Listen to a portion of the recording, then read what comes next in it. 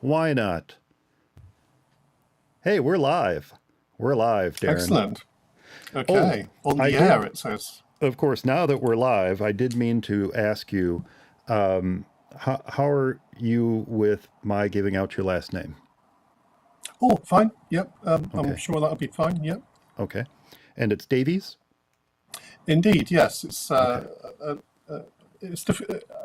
different people pronounce it in different ways, but yeah, Davies. That's right. It's a bit of a Welsh twang to it. Is that correct? I believe so. I may be pronouncing it differently, but am I pronouncing it correctly? That would be correct, actually. Yes. Okay, good. But that's no problem because lots of people pronounce it in lots of different ways anyway. So that's perfectly fine. But yeah, Davies is correct. Yeah. Okay, good. I always try to get it as correct as possible. When I don't know if you happen to catch the episode with Nick from Germany, but I had been mispronouncing his name in my head for years. He was for years, and so I asked him the same thing. I said, "Oh, is it pronounced?" And I won't say it now that we're live. I said, "Is it pronounced this way?" He said, "Oh no, it's pronounced this other way." I said, "Huh? What do you know?" What do you know? And you never knew all this time. All this time, I never knew. Oh dear. Oh, there's Eric. Eric has appeared. Cool. Eric has appeared. Let's see. It says he is in the green room. Let me try to get him. There he is. How are you, Eric? Here I am. Yes. Hello there. Oh, and there. This is Darren. Go ahead. Sorry. Nice to meet you. Hi, Eric. Right. And we're live too, Eric. So keep your swearing to a minimum. Right. Yeah. I always struggle with that. So I know. I have to remind me to make sure I don't do anything too drastic there. We do watch a fair number of series from Britain, the UK and yes. And it can be quite sweary, can't it? There can be a fair number of F-bombs dropped on those shows. It's almost a matter of it's par for the course in any given conversation that you might hear 3, 4, 5, 8, 20 F-bombs going on. It's all part of the charm. Well, exactly. Exactly. I read these books. I think I just read the 5th book. Cormoran Strike. It's a detective agency and it's a mystery. It's a detective book and it's written by this author Robert Galbraith. But anyway, which ends up being a pseudonym for J.K. Rowling, and I didn't realize that until like the 4th book. And it takes place in England, and all of the mysteries and detective agencies in London, and so it covers that whole area. And like he was saying, the F-bombs get dropped. It's really good. It's just excellent books. I really enjoy them. Yeah, that's it. Authentic England. Authentic England. We were just discussing the prolific output of J.K. Rowling, but indirectly, because I was talking about our cats, Fred and George, red-haired cats named after Fred and George Weasley. She is prolific then. That's awesome. Yeah. Her writing extends to the naming of our cats. Cats, yeah, exactly. I'm sure if she found out that, well, now it's live. Gosh darn it! Now she's going to sue us. Yeah, exactly. Man. My cat's just appeared as well. I was going to say, you said cat. Now he. Oh, that's it. Yeah, you summoned the cat. I heard you mention cat. Cat. Indeed. I am princess. Mistress of all. Mistress princess. Yes. All right. Awesome. Well, so here is, I sent you both, I hope you both received it. I sent you that kind of brief rundown of what I thought we could make the topics today. Yeah. Kind of starting more generally and then, maybe getting a little more specific. Talk a little bit briefly at the top about virtualization versus emulation, because we will be discussing both. Right. I did have a question for you about a comment that you made in an email to me recently, Darren. So I'm going to ask you about that. Okay. Hopefully it's not the comment when I said I have all the answers, because I'm sure I'm going to live to regret that. When I didn't hear from you after I sent that last email, I was worried I'd scared you off by saying that. Oh, no. I So like we'll to try talk about anything once, really. Sorry. we'll talk about virtualization on M1 Max with parallels and UTM or QEMU.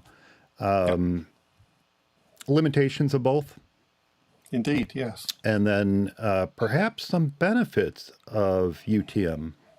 Now, obviously, anyone listening to this live is getting a preview of everything right at the moment, or anyone who watches this after the fact is getting a preview, but at the moment we don't have anyone watching it, so we're cool. We're cool. And let's see here. Why we're not talking? Well, we'll get into that. Cheating, as you call it, Darren. I'm very intrigued by this topic because there are some offshoots of this which I don't intend to talk about, but I will mention. Oh, yes. That. There's a great many areas to this whole area, really, and it's a very deep rabbit hole. It depends how far down the rabbit hole you'd like to go, because it's almost endless, really. Not that far. Oh, that far. That's Okay, how far. no worries. And then to continue our conversation of 2 episodes ago, extending the life of old Macs by way of virtualization and or RDP or some other sort of remote solution. And then I just wanted to very briefly mention some alternative options for both Intel and Apple Silicon based Macs. I don't want to go into depth on any of them, just kind of laundry list like them an overview type thing, as other alternatives to what we're talking about. Sure. It is very clear, and I'm going to talk about this once we start the episode. It's very clear you have a passion for this, Darren. So I'm going to defer to you as an expert, really, in a lot of this. Eric has some expertise in it, and I have quite a bit of experience with virtualization on both Windows, all Windows, Linux, and Mac. Including some professional setups that I created for an ad agency I worked for many years ago to consolidate the servers that we had in the server room. Yes, that makes sense. That's one of the things that you use this for, really. Yeah, and that would have been, that would have been over 12 years ago. That would have been, it might have even been as many as 16 years ago that I did that, and it was with VMware's ESX server. VMware, yeah. Did you have a blade setup or something like that? Yeah, it was. In fact, I have that server in the very next room.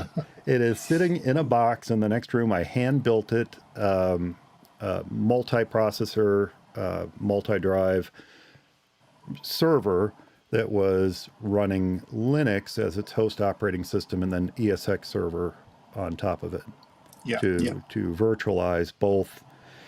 Oh gosh, we virtualized a lot. I virtualized the DNS servers. I virtualized the web server. I did not virtualize the mail server. I stopped just shy of virtualizing that because it got hit hard, and so I didn't want to do that. But I did roll out Windows XP virtual machines on it for folks who worked remotely, and then could tie into the network and take advantage of network resources, not dissimilar to what you're planning to talk about with your cheating option.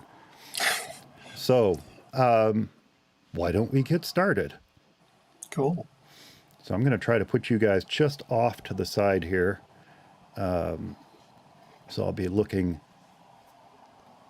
askew for a little bit of this. But anyway, we'll go ahead and get started. We are 16 minutes and 50 seconds into this. In fact, I think we're even a little bit further when it comes to the... we're only 10 minutes in live, but...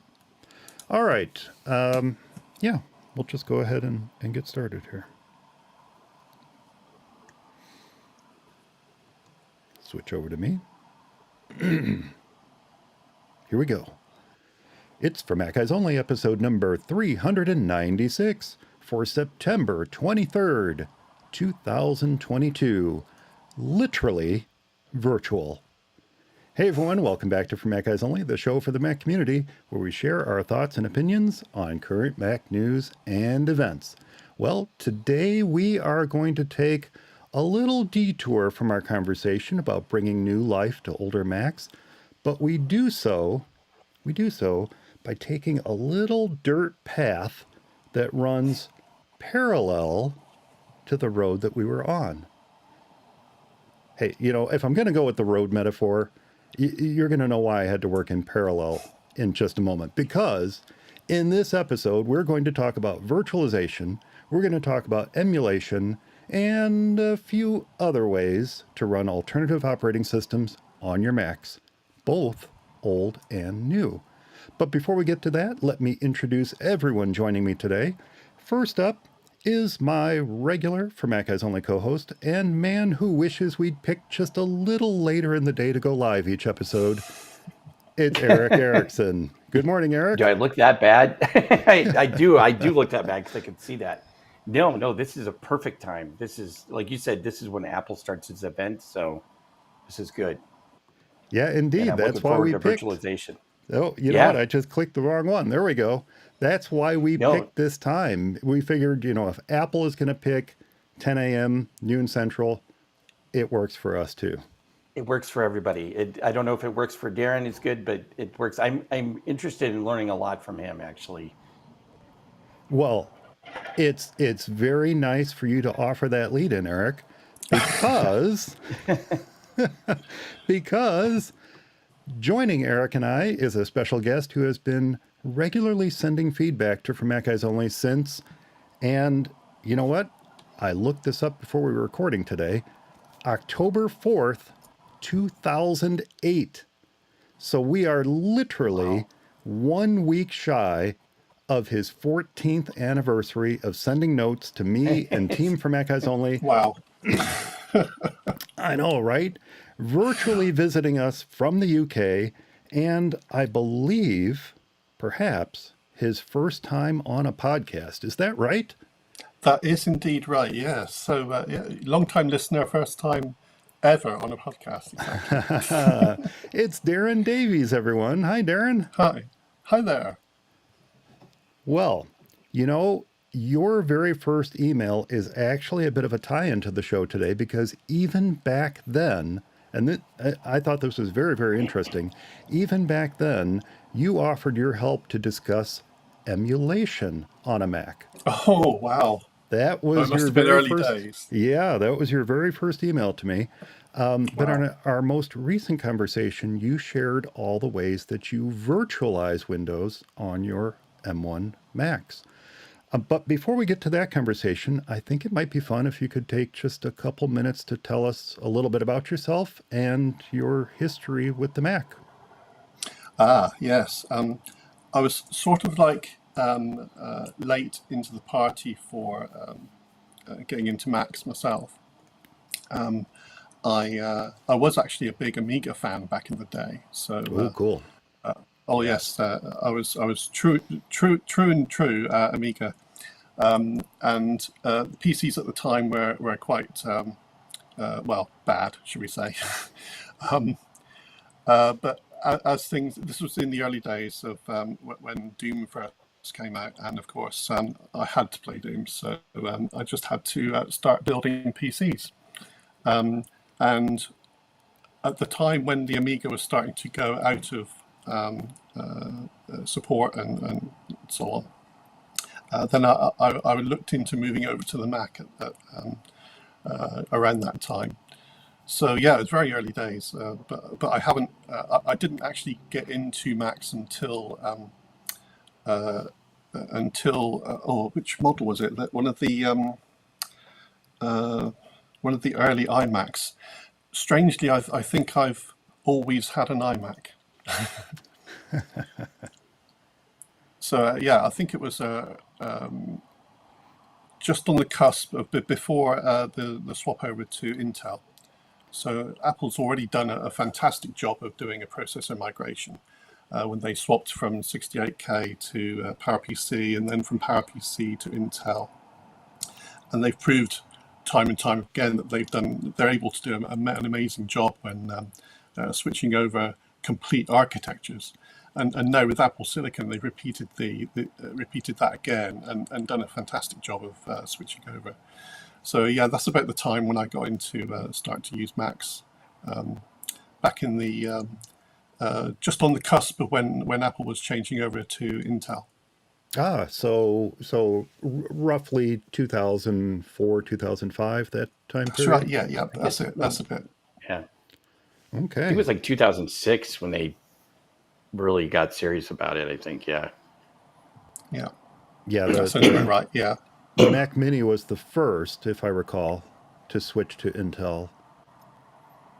I believe the Mac Mini was the first one, and then 2006 was when, yeah, you're right. That's when they get serious. That's when my first MacBook Pro with an Intel was 2006, and my first Mac Pro was 2006. But we did purchase the Mac Mini for, oh gosh, you know what? No, I'm wrong. The Mac Mini that we purchased for my daughter was actually PowerPC. Now that I remember, yeah, we purchased the first Mac Mini, which was not Intel. I only vaguely remember the PowerPC days.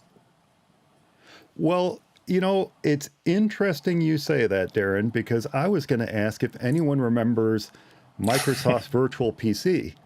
Oh, yes. Funny you should say that. Yes. Funny, because it was originally Connectic's Virtual PC, and then Microsoft bought them, I believe. But yes, I'm sorry. You were about to say, Darren? Oh, no worries. Sorry, I didn't want to talk over you there. There's a little bit of delay going on. Yeah, I happened to complete the.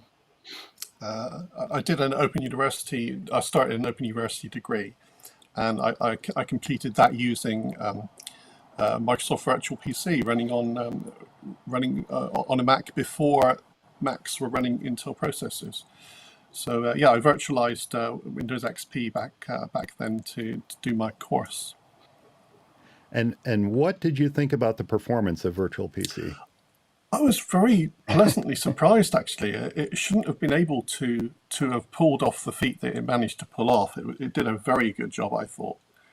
Yeah, considering it was doing absolutely everything in software, it was very, very good indeed. It really shouldn't have been able to perform as well as it did. And in some ways, it was frustrating.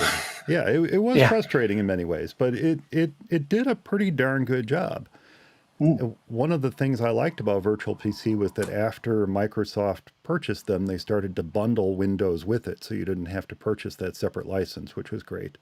I don't remember if Connectix did that. Do you remember, Eric? I don't think so. I was going to mention too. Yeah, I don't remember I don't think that they bundled Windows with it. But I was going to say there was another one too, wasn't there? Soft PC, I wanted to say something like that. Because we're talking about like true emulation here, right? Before the virtualization, which I totally like Darren, and I used that, and I think I used Soft PC, but I might have used the Virtual PC, but I used it for different things for applications that were just not available on the Mac at that time. This was like really early on. This probably was like late 90s, early 2000s too. So maybe that's where I'm thinking of the Soft PC. And it wasn't like Darren said, it wasn't. It was surprisingly, for what it was amazing it could do what it could do, but it was pretty slow at that time. And I think it then picked up a little bit, but it was to the point where when virtualization came out with the Intel processor, I was thinking, oh yeah, I've already been down that road. I don't. But then, when I started using it, I was like, oh my gosh, this is incredible. So Yeah, that was one of the problems with emulation was virtual PC specifically, and I did use it. I used it on the G4 Cube that we purchased for the ad agency I was working for at the time. And we had virtual PC running on that. And, if you were talking late 90s, early 2000s, that would have even been, gosh, that might have been Windows Workgroups or Windows 3.11, something like that. Well, it was Windows 98, I think, in the late 90s. Oh, God, no, I'm sorry. Yes, you're right. You're right. I completely got my timeline messed up. That's how you can tell I'm getting old. Yes, no, it would have been Windows 98 or even Windows ME. ME, yeah. If you ran it. ME. if you were brave enough. Yes. ME was the Windows 8 / I don't know. I'm starting to believe perhaps even Windows 11 of its time. Yeah.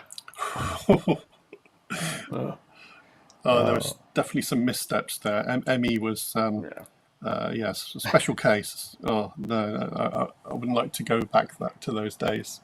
It was too scary. It was an early effort to eliminate DOS. That's what it was. They wanted to get rid of DOS. They didn't want any remnants of it left over, and they came up with this Windows ME, and it fell flat. Well, in parallel to that ME, we had Windows NT4. And NT was the one that actually did have the modern kernel in it. Correct. Right. So that was the one that Windows is morphed into, or morphed from, I should say. I think that was the one that was Windows 2000, right? That kind of sprung up as Windows. Yeah, Windows NT 4.1, and then that morphed into Windows 2000, etc. And then Well, and XP and everything. I don't know how this became for Windows eyes only, but I know. What we're going to do before we start talking about OS/2 and Pink and some of the other operating systems that IBM and Microsoft and even Apple were involved with. Right. I guess we could talk about NextOS, but anyway, before we start going down that path, one of the ironies of virtual PC, and I was thinking about this as we were talking here, is that it really wasn't a virtualizer at all. It might have been called virtual PC, it was an emulator. It was an emulator. And as we were just talking about, if you ever used it, you would know how glacially slow Windows could be. As well as it ran, it could be slower than you prefer when running on your PowerPC Mac. So without getting too technical, I thought maybe we could take a moment and just talk a little bit about the differences between virtualization and emulation. So what I'm going to do is I'm going to give my best interpretation. See what I did there? Interpretive, very good. See what I did there? I'm going to give my best interpretation of what virtualization is and what emulation is, and then I'm going to let you both step in and correct me. So virtualization is a way of sharing resources of a host PC with a guest environment that you want to run on it. Now, it does this by way of, well, they call it a hypervisor. I think there's some other names for it as well, but it's a hypervisor, and it's something that does the job of splitting that single host computer. And again, I'm trying to keep this as non-technical as possible, but it splits that single host computer into multiple virtual computers. And when it does so, it allocates the physical resources of that host to the guest PCs. So things like the CPU, the memory, physical ports, these are all borrowed from the host PC and kind of handed over to the guest. And so with enough processing power, with enough memory, with enough storage, you can actually create and run several guest PCs without much of an impact on the performance of either the host or the guest. And Okay, this is all done in hardware, right? all done in hardware, right? So you're Right. literally sharing the resources of the host computer with the guests. Yeah, Whereas, it's not entirely done in hardware, but yes. right. But emulation isn't done really in in terms of what it's doing. It's not really done with shared resources of the host's hardware at all. It doesn't allocate the resources of the host PC in quite the same way. It interprets it interprets the code that's running on the guest PC, and it translates it to instructions that the host PC can understand and run. So that interpreter is kind of like a bridge between the two code bases, and crossing that bridge takes a toll on the host as it's kind of doing the work of figuring out what the guest is asking of it. And then, of course, emulation is slower because of it. Yeah. So now I'm going to hand it over to you two and tell me what I got wrong. Well, no, but before Darren, I was just, is it, to me, the emulation and virtualization was always the difference between, virtualization was the Intel processor or whatever microprocessor essentially virtualizing another machine that you, with the right software, could then, host a separate PC, like you were saying, versus emulation, which is where it was creating another machine all in software, so that the PC itself was a virtual PC, but it was like, to the host or to the operating system running on it, like Windows or whatever, it would think I'm running on a PC, but what it was really running on was software code. Right. And that was one of the reasons that it was so much slower than, because it essentially, like you said, had to be retranslated down to, the Power PC was actually running this fake PC on it. And does that make sense? So one was Yeah, software and one was more hardware. I think you've pretty much hit the nail on the head there when you mentioned a fake PC, because when the main difference between emulation and virtualization, as you say, Mike, virtualization is often almost entirely hardware assisted by a hypervisor. Emulation is just pretty much purely software. You can do a little bit of hardware assistance by calling certain things, but when you look through, or we'll probably get on to the differences between a Type 2 hypervisor and a virtualizer, and a Type 1 virtualizer, because they're fundamentally quite different. But they're both hardware-based virtualizers, really. So sorry, actually, did I say that right? The virtualizer for a Type 2 virtualizer, you'll notice when you look through the hardware list on the OS you're hosting, you'll notice that there's none of the real machine's hardware listed there. It's all virtual. It's all virtual hardware. So in emulation, you see virtual hardware,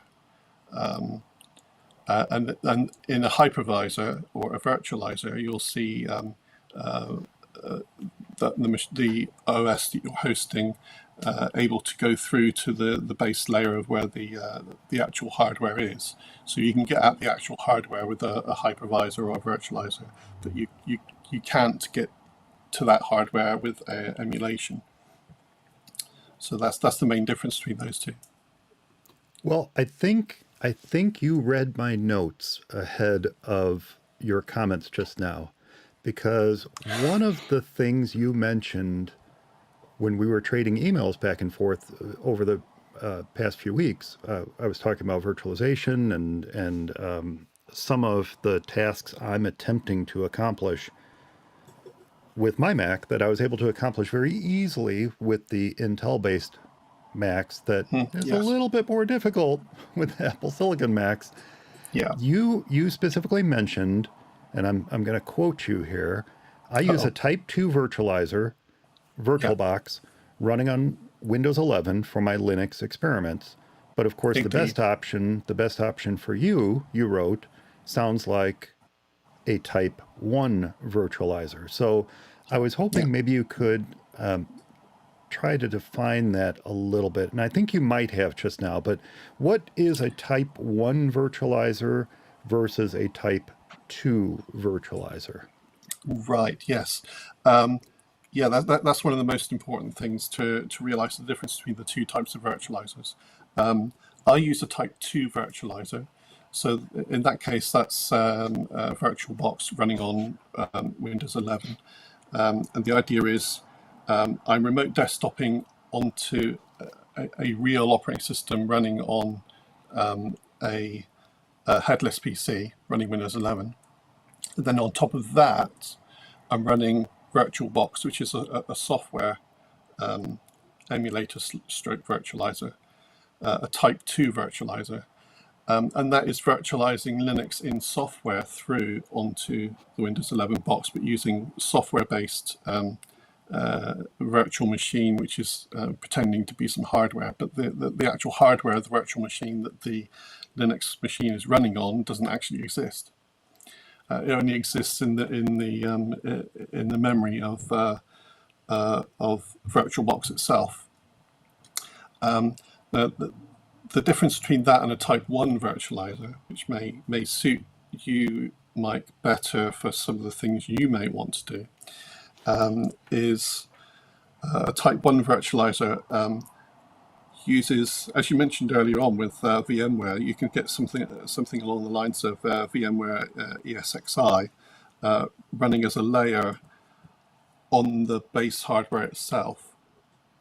And then on top of that, you run the virtual machines, but those virtual machines are very, very close to the actual hardware itself rather than going through a software hardware layer.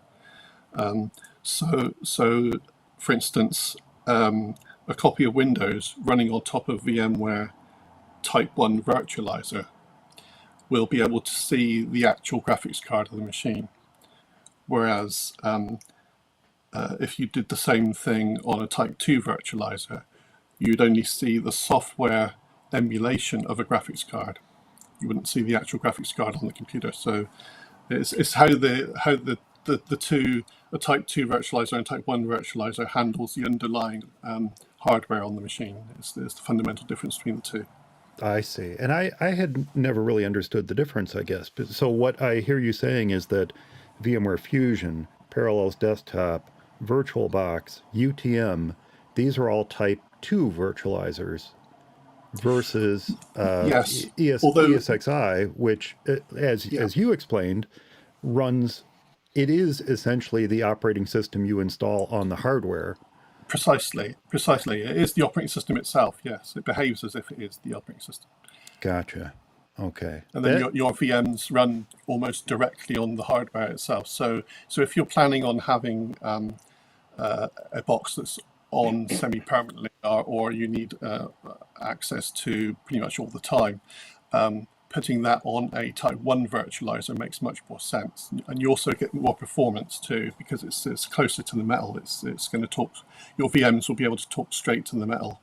And therefore it'll be more performant than a Type 2 virtualizer. Although, on the other hand, a Type 2 virtualizer is actually more versatile. So you get more performance from a Type 1, but you get more versatility from a Type 2. exactly. Yes. And I other than my it's woefully out of date now. I mentioned, I can't remember if we had started recording the show or not, but I do believe we were live. I mentioned this server I had built for an ad agency I used to work for. That would have been a Type 1 virtualizer, and that's what I was Yes. running the DNS servers, the web server, and some actually Windows XP virtual machines that folks were using to remote into. Now, this was, as I mentioned, 16 years ago. That hardware is now woefully out of date. It was Xeon processors. It's woefully out of date. And I doubt anything would run on it other than what ran on it at the time right now, or anything useful other than what ran on it at the time. But that would be a type 1 virtualizer where you have dedicated That's right, hardware and a dedicated operating system. Essentially, think of it as like VMware Fusion that's not running on top of macOS, but is running directly on the hardware. You're installing it as the operating system, not That's right, yeah. on top of the operating system. It can be a little bit confusing because VMware makes both a Type 1 virtualizer and a Type 2 virtualizer. They do. So Yeah. So that can confuse people if you say, "Oh, what type of virtualizer are you running?" And they say VMware. That means nothing because they make both types. Right. Now, I will say one of the things I always loved about VMware is that their virtual machines were wonderfully portable. So Yes. I could very easily, what I did with that ESX server is I created the virtual machines on my Mac.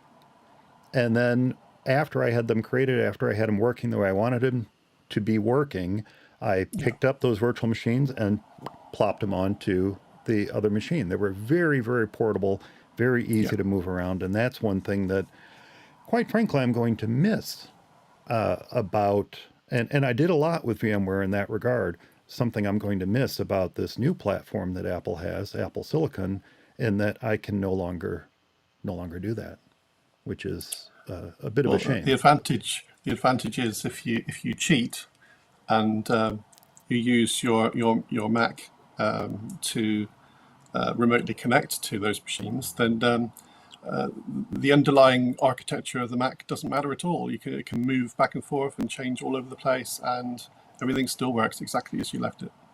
Absolutely. Now, we're going to talk about that cheating in a couple minutes here. First, I want to just mention up front here, I am very likely to use the incorrect technical term for something that we're talking about several times as we have our discussion today.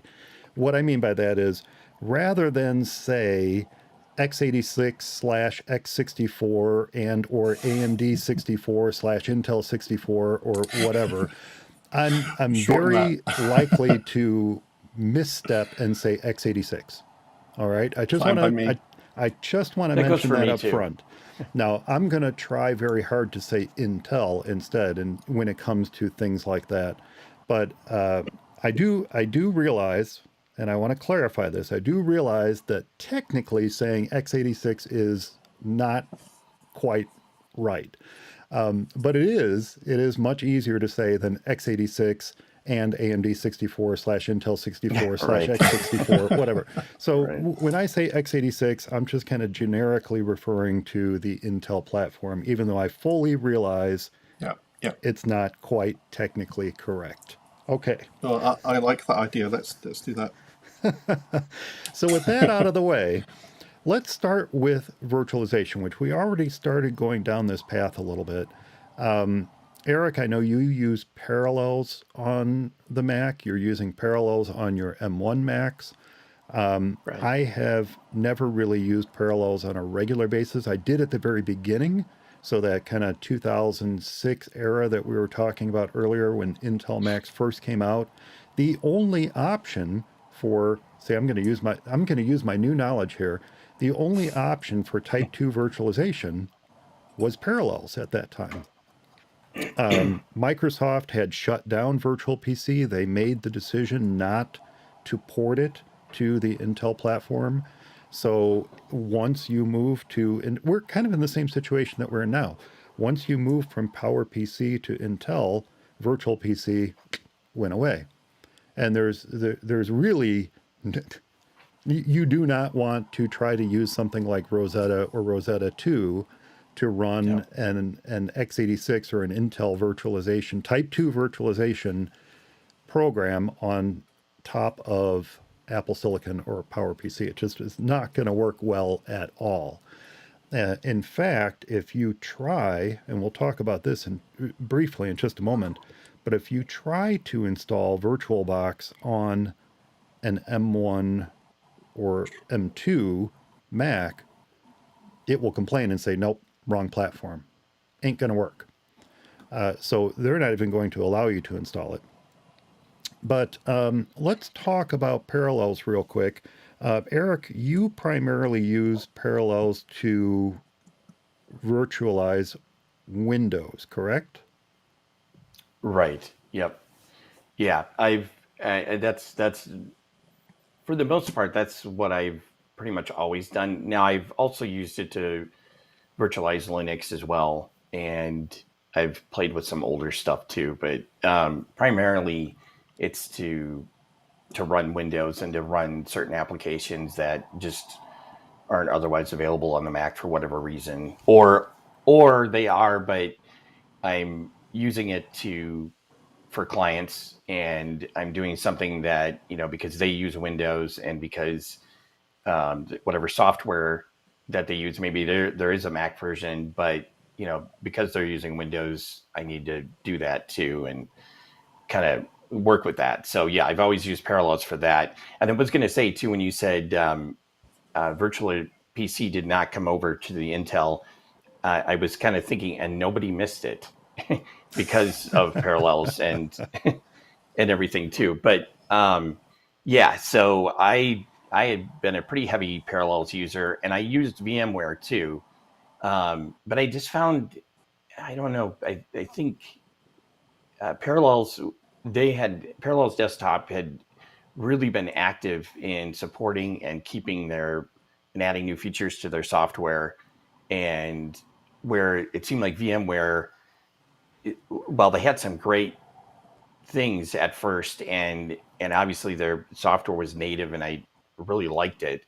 I think they're obviously a huge company, and they have a lot of other irons in the fire too. So I just kind of gravitated towards Parallels. I always found Fusion to be a little bit easier to grok, as it were. Yeah. It always was much more understandable to me in terms of setup and things like that. One issue I've had with Parallels in the past, and I do not know if this is currently still the case, but they used to load up components for things like passing along Ethernet or passing along other aspects of your Mac's hardware to your virtual machines. And even when the application was closed, those components would continue to run. They would continue to suck up resources on your Mac, whereas VMware would shut everything down. And that's one thing that always kind of bothered me about Parallels, is that that stuff was always there running in the background. And the other thing, as I mentioned a little while ago, is that portability. I kind of gravitated to VMware as soon as I could, because I needed the ability to create virtual machines and not only move them to that server I had built, but also to send them to, at the time, other employee machines. And then later, as I went off and ended up working for myself, to client machines. And it was much easier to create virtual machines in VMware and send them to whatever type of machine I needed to, than it was to do that very same thing with Parallels. But now VMware is not available. They're in a tech preview for the M1 series, and they don't seem to, as you indicated, they don't seem to be making rapid progress towards getting a final product out there as quickly as you might hope they would. And I do wonder if that has to do with that, as you mentioned, they're a large company. A couple of years ago, they were owned by Dell. Now they were spun off and they're owned by, oh gosh, who owns them now? I'm trying to remember. Dell sold them off. And I can't remember who they sold them to. Well, it doesn't matter. I But can't remember either. that cross host platform compatibility perhaps has something to do with it. I'm not sure.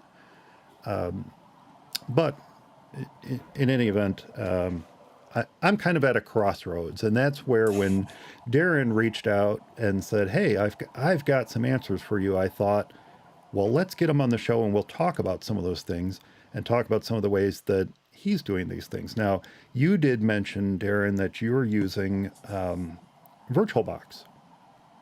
Indeed, yes. It's quite similar to how you described Parallels, because it will generate a little bit of some pretend drivers that stay there forever. For instance, there's a virtual network card, which is a VirtualBox network card, that then the VirtualBox virtualizer uses to present to the machines you're hosting. So, and as you say, that driver will just sit there forever. But it's not too bad, actually, because if it's not used, if it's not actively in use, that virtual network card, then it doesn't impact the performance of the machine very much. So it's not. You're right. It's not quite as clean, but it does allow you to do some interesting tricks. Like, for instance, you can limit the bandwidth of a virtual network that you're hosting a selection of machines on, and you can tell those machines to pretend they've got a bandwidth that's slower than you've actually got. So you can do some feasibility testing for networks on a group of VMs over a network card, a pretend network card that you can have more control over than the actual host network card driver that's on the computer. So there are advantages to having those strange extra drivers that sit there forever that you don't actually use. So yeah, I think that's quite a handy thing that you can do with VirtualBox. And one of the other really clever things you can do with VirtualBox is if you're hosting a version of Linux or something quite lightweight, and you don't want to, or you want more flexibility of being able to remote onto the Linux box itself, you can bypass the machine that it's hosted on. So for example, my headless PC is running Windows 11, and on top of that, that's running VirtualBox, and on top of that, for instance, that might be running Pop! OS. And natively, Pop! OS doesn't have an RDP portal that you can allow you to remote onto Pop! OS. But if you tick this box in VirtualBox to say allow Pop! OS to have an RDP portal, then when you use your Mac to remote onto your Linux box, you can remote onto it directly. So without going through the Windows box itself, you can remote straight onto the Linux virtual machine session rather than going through Windows at all. So that's quite an interesting way of accessing your Linux machines. I like how we keep dancing around this cheating idea that we're going to talk about. Now, I've done that again. I've done it again. You mentioned something I was just going to ask you. You are doing something very different than what Eric and I are doing, in that you are running VirtualBox on a Windows host. So that's right. Your Type 2 virtualizer is running on Windows, not on a Mac. That's right. Have you experimented with Parallels on the Mac, or? Yes. One of the benefits of Parallels, specifically when we're talking about the Mac, VMware as opposed to Parallels, one of the benefits of Parallels itself is that it's got an extremely good driver, very impressive driver model, especially for media, so graphics and sound. So, for instance, if you're attempting to do any sort of gaming, then you would want to do that in Parallels and not VMware. Although they do sort of leapfrog each other every now and then, but Parallels is usually the one that's always in front. So as soon as VMware brings out a more performant graphics subsystem, then Parallels will leapfrog it and say, "Oh, ours is better. Here you are." So Parallels is really, really good for running games. And it's surprising what you can do. I mean, the performance you get from running Parallels, and the number of frames per second you can get on a pure Windows game running through virtualized graphics hardware is astonishing. It shouldn't really even be possible. The performance you get is quite fantastic. Now that is that running Windows 11 by way of Parallels, and then Yes, it is. Yeah, this is one of the sticky parts of actually getting Windows onto an Apple Silicon Mac and having the Mac itself host and do all the hard work. Because as a hardware hypervisor on the Mac, Apple Silicon has an exceptionally impressive hardware virtualizer. Mm-hmm. But of course, it can only virtualize ARM-compatible hardware because it's an ARM subsystem. So you can't run x86 Windows on Right. Apple Silicon at all. No it's just emulation. not possible. There's only one way, and we can come to that probably a little bit later. We're going to talk about that in just a minute. In just a minute, we're going to talk about that. But if you ignore that, yes. I've forgotten my train of thought now. Where was I? Well, what I was going to ask, and I'm going to ask this of both of you, is as we mentioned, there's no x86 emulation via Parallels or VMware, even the tech preview of VMware Fusion. Yeah, absolutely using none. the hypervisor. Yes, and there's no indication from either Parallels or VMware that they're even planning on introducing emulation into it. Yeah, they're that's Microsoft's fault. Well, yeah, perhaps it is. However, there's a licensing issue. Yeah, sorry, I'm talking across you. No. You're right. And when it comes to Windows, but yes. If they wanted to, I suppose they could introduce emulation for Linux and other operating systems that you might want to run on your Mac that are not ARM 64 but are x86 operating systems. However, that's for a minute or two from now.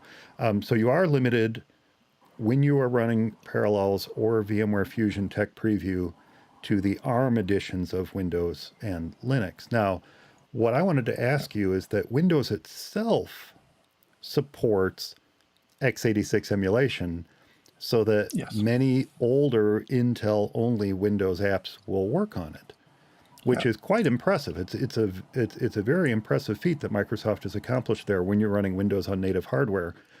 When you are talking about running games and other apps that might not be ported over to ARM editions, how do those run on that x86 emulation on Windows ARM that's running in a virtual machine on an M1 Silicon Mac? They work well. I was going to ask that, actually. I was going to ask you, Darren. I was like, how do these apps because I was wondering, how do they run on, the ARM version of Windows? Because I was always thinking, well, sure, that's great. I can run the ARM version of Windows, but then I won't be able to run whatever app I want to run. But they all seem to run, with the exception of Dropbox. It seems like there's an issue with that. But I didn't know how they did it till Mike just said it. So yeah, exactly. Mike hit the nail on the head there. The way you're able to run, or effectively looking like you're able to run x86 apps on an Apple Silicon Mac through Parallels, is that the Windows on ARM version that you're running has its own x86 virtualizer / emulator inside it. So it's running the x86 through Windows on ARM. So the Mac is providing full hardware virtualization through its hypervisor to enable Windows on ARM to do all of its Windows on ARM features. But when you're running the x86 code, it's Windows that's translating that x86 code into ARM processor code and then back through to the Mac. So there's quite a journey for an x86 bit of code to run, because it's going through 2/3 translation layers. which Right. is exceptionally impressive, the performance you get. But the difference is that the Mac's hypervisor supplying all of the features to the ARM OS it's running is fully hardware assisted. But the 8.6 translation that Windows on ARM does internally is not hardware assisted. Oh, wow. It So it it just does does that. it makes you wonder. It does make you wonder Yeah, if Microsoft can do this, Yeah. why can't Apple do this? it does a pretty good Well, job. they are doing Mind you, it though having Well, with said that, Rosetta, right? through Rosetta. Yes, you're right. Through Yeah. Rosetta. Which Yeah. is that's what I was wondering if Windows, if Microsoft, I'm like, do they have some sort of Rosetta thing that I'm not aware of? It was just weird. I didn't expect it to work as well. well, one of the things that Rosetta has an advantage with is it can talk directly to the hardware. Because Apple makes the OS and the hardware, it Right. can supply exact hardware assistance to translating 86 code through Rosetta. So that's a really, really good advantage because Microsoft don't have that. There's a lot of third parties there when you're running Windows on ARM on, say, a Qualcomm-based PC. There's no hardware assistance that PC can give to Windows to enhance the 86 code that it's running, unlike Rosetta. So you get the strange, slightly embarrassing thing for Microsoft in that Windows on ARM runs an awful lot better on a Mac running Parallels than it does on a real Windows on ARM based PC with the real hardware there. Oh, and Eric, what you may not realize this, but Microsoft, yeah, they don't call it Rosetta, obviously, but they do Right. call it Giant Stone Tablet that allows you to translate any language to another language, version 2. That's Right. that's Microsoft's name for it. Yeah. Yeah. It's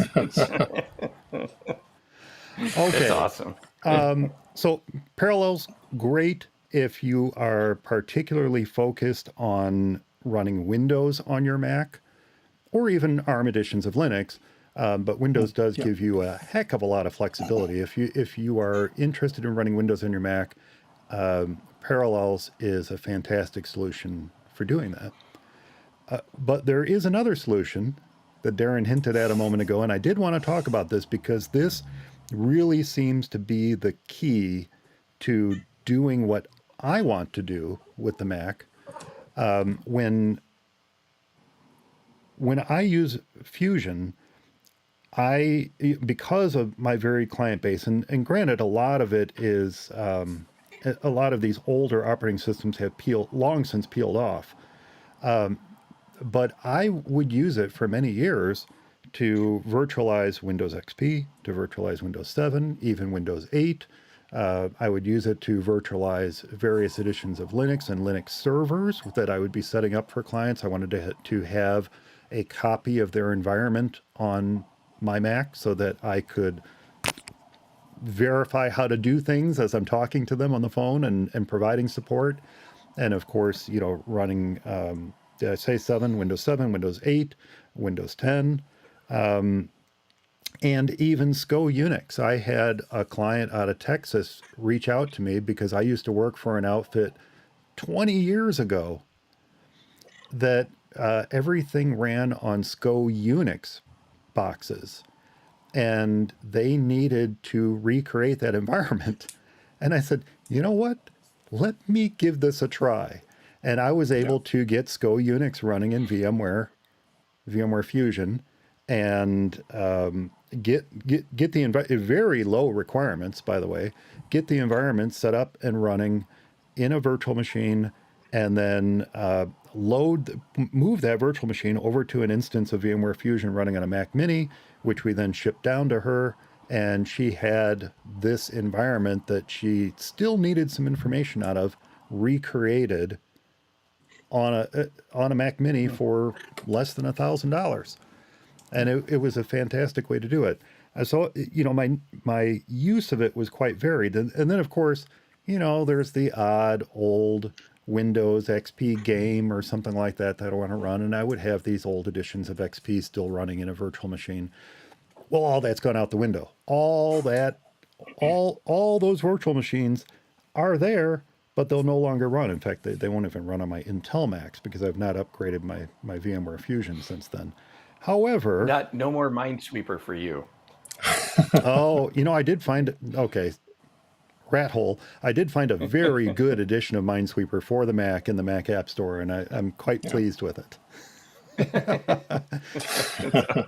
I have yet to find a decent substitute for Microsoft Solitaire, however. Microsoft Solitaire on the iPad is great, but if you try to install the iOS edition of it, it's nowhere to be found on Apple Silicon. There are other iOS apps you can install on your Apple Silicon Mac, but Microsoft Solitaire is not available. They do not make it. You can't even see it. If you try to find it, you can't even find it. So that's weird. That's very annoying because Microsoft should allow, and other manufacturers of software should allow software that's capable of running on Apple Silicon to allow it to run. Because why not? Why not? It's only to being their obstructed. benefit. It gets people in their Xbox games environment, and it just adds more users to their overall user base. But what do we know? Okay, so there's this other product. And it's a hybrid. It's a combination of what do we say? Type 2 virtualizer. It's a Type 2 virtualizer. Yes. An emulation environment. And I guess you're talking about UTM. I am talking about UTM, which is ultimately, I guess we should clarify, somewhat of a wrapper. It's a Mac-specific wrapper on top of QEMU. QEMU stands for Quick Emulator. I believe it stands for Quick Emulator. QEMU. So QEMU is otherwise command line based on the Mac. So there's this clever developer who created UTM. And UTM is this wrapper for QEMU that does an amazingly wonderful series of things. One, it employs Apple's hypervisor, which Darren mentioned a little while ago, to run ARM64 operating systems on Apple Silicon Macs at native speeds, or near native speeds. I shouldn't say native speeds, at near native speeds. Darn, as near to native speed as you can get. Let's put it that way. Which means Windows 11, Windows 10 ARM edition, and of course ARM editions of Linux, and Mac OS. So that's and it also nice emulates some other processors in software. Yes. Such as PowerPC, so you could run a really old version of, say, System 7, if you like. Sweet. Exactly. So on Intel Macs, if you run UTM on an Intel Mac, it will virtualize x86 operating systems. So it'll virtualize it. It'll be a Type 2 virtualizer on Intel Macs. And it will, because it runs on both. It runs on both Intel and Apple Silicon Macs. So it'll do virtualization. It'll take advantage of Apple's hypervisor and Apple Silicon to run Mac OS, Windows 11, and Linux. And then what you had mentioned a moment ago, Darren, is that there's emulation available too, which is amazing. So you can run x86, x64 operating systems on Apple Silicon, as well as, now this is something they mentioned on the site, and I have not tried this, but I'm very, very curious to try this. They say they will also emulate ARM64 on Intel. Yes. Which implies you can run an ARM64 operating system like Mac OS, or an ARM edition of Mac OS on an Intel Mac. Yeah. Which is curious. I'm really wondering how that works. Plus, as you said, there are lots of other emulated processors. They have ARM32, they have PowerPC, and even the topic of your very first email to me. I must have mentioned on the show something to this effect, and I'm going to mention it again. It even emulates the Z80 processor, so I can emulate my beloved ZX Spectrum Yeah. using UTM, which is awesome. That is absolutely awesome. Now, you had mentioned in one of your emails, Darren, that you have been using UTM, and I think that's your Yeah. primary Type 2 virtualizer on Apple Silicon, is it not? It is. I don't make a huge amount of use of it because mainly I use VMware on my as a Type 2 virtualizer on my headless PC that I have plugged into my router. So that allows me to have all the resources of my Mac not taken up, but still be able to integrate other operating systems into the Mac desktop. And it all feels like it's all running on one system, where it's actually running on two systems. But they're sort of balanced nicely together, so you'd never even notice. But it's a really nice way of working. But I do use UTM to virtualize Windows XP. I just wanted to try it out to see what the performance was like to run something that was purely only ever designed to run as 86 code. But running it on a completely alien platform, Apple Silicon. So I was expecting it to be a fairly poor-ish performance, but it was surprisingly good. I was very, very surprised at how well the performance worked out. Although there's a slight downside to UTM that I found it slightly a little bit temperamental. Sometimes it can crash every now and then, but apart from that, considering what it's doing, it's remarkable it even works at all. Are you sure it's not just properly emulating Windows XP when it does that? Yeah, I think it's probably. Oh, that's taking emulation accuracy too far, but yes, I think it is.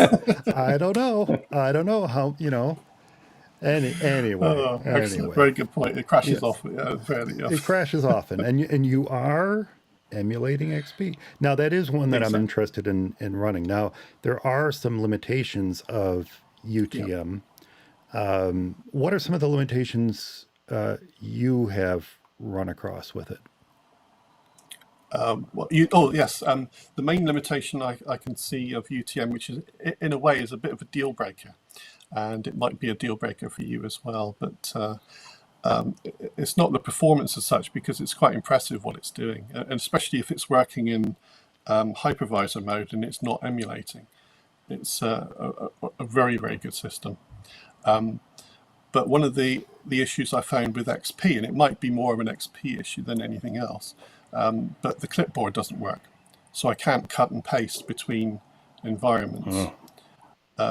Whereas the way I work with a Type 2 virtualizer means I can have a very nice shared clipboard. Everything works really, really well. And I don't end up using resources of my Mac to make that work. I don't know what UTM calls it, but almost every Type 2 virtualizer has some sort of small application you need to Yes, install it on the is. Yeah, guest. And that app is it's called usually Spice Tools Spice Tools. for Okay. yeah. So it may be a limitation of Spice Tools, no? It could be. I've not. I've tried to figure out what the exact problem is, and I've tried to reach out to the developers as well. But I've not yet found out what the problem is with the clipboard not working. But that can be pretty much a deal breaker. But I think with what you want to achieve with virtualizing and being able to move your machines around, I think a Type 1 virtualizer would be good on some real hardware that you can just then plug into your router and connect to remotely. And that would be the cheating thing. Oh, money is involved indeed. But what you can do is you can employ the services of an old PC that you would never really want to use for anything else. It's headless after all. It doesn't have to have spectacular performance or anything.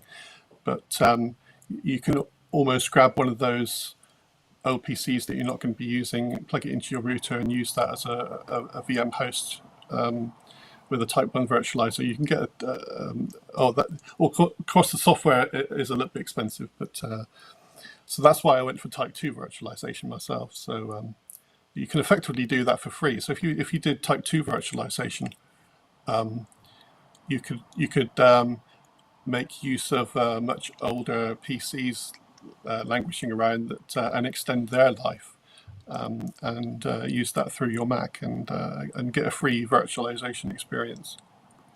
Since we're talking about UTM, you know what I did not look up before we started recording, and I wish I had, and I guess I could, but in the interest of time, I won't do it right now. Is UTM itself an open source project? It is, and it's available free on their website. Yeah, Although QEMU is open source. Oh yes, QEM, it's based yeah, on that. So yes, yes, yeah, that's the thing. QEMU is very, very powerful, hmm, but you would quickly go insane if you tried to use it yourself in yes, anger, yeah, which is why you would want to only use QEMU through UTM, because UTM makes it palatable enough to actually use. So yeah, yeah, and of course VirtualBox is free. So right.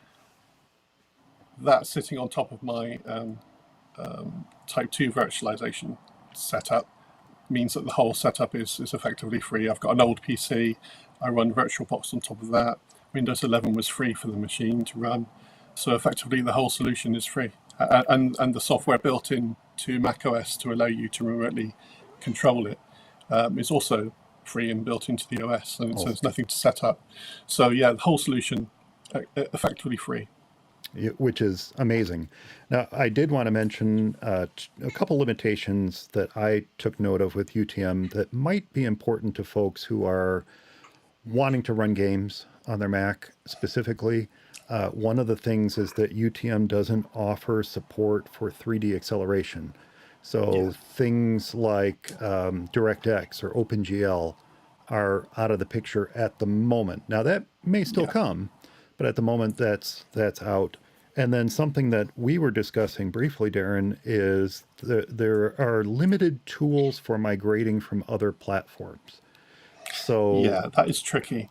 yeah, if you want to migrate directly, say from VMware Fusion to UTM or QEMU, there isn't really a great direct path for doing it. I should point out that many tools do exist within the QEMU world to do so, Yeah. but Yeah. there doesn't seem to be any consistency in the steps that need to be followed to do it. And most of them Yeah. don't talk about Fusion specifically, but VMware just kind of in general. So there's that.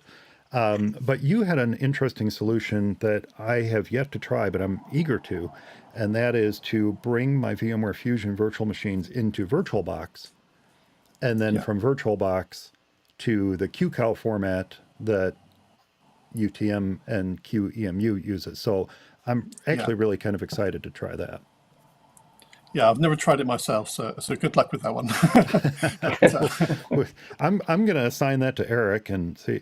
No, the, Yeah. actually, I'll tell you I hit a bit of a stopper when I tried that, and the stopper was that in order to do the conversion from VMware to VirtualBox, your virtual machine has to be shut down. oh yes, Well, of course. I always suspend my virtual machines. And so the virtual Yeah. machines I brought over from my Mac Pro to the Mac Studio are all in a suspended state. Oh yes, of So course. I thought, oh, clever me. I'll do this on my Intel iMac at the office. That's where I'll fire them up, I'll shut them down, and then I'll do the.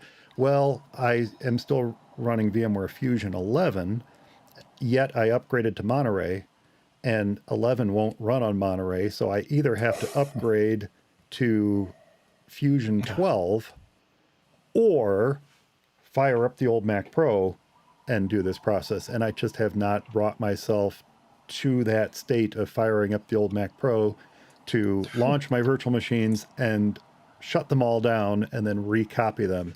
We're talking about several hundreds of gigabytes of data. So Yeah. Yeah. I Oh just, yeah. I have not Well, done this that is where yet. it's an advantage to have that offloaded. So Yeah. having your either Type 2 or Type 1 virtualizer offloaded onto another system that you can just remote onto and tell it to do those tasks, and then you're not involving your host machine to do those tasks specifically. You can just tell your remote machines to do it. Yeah, that's a great point. Or effectively, you could virtualize another machine to de-virtualize the virtualized machines. I could do that. You're absolutely right. I could do that. I won't, but I could. I probably don't recommend it, but yes. So I would like to see.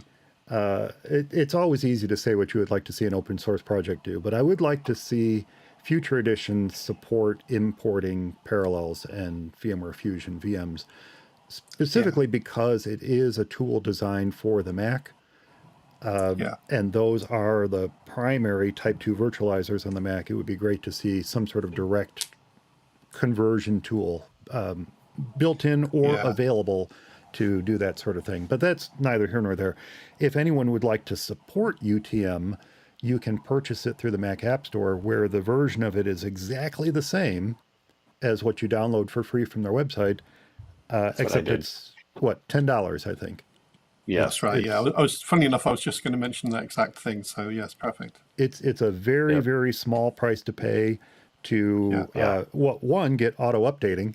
That is the big selling point.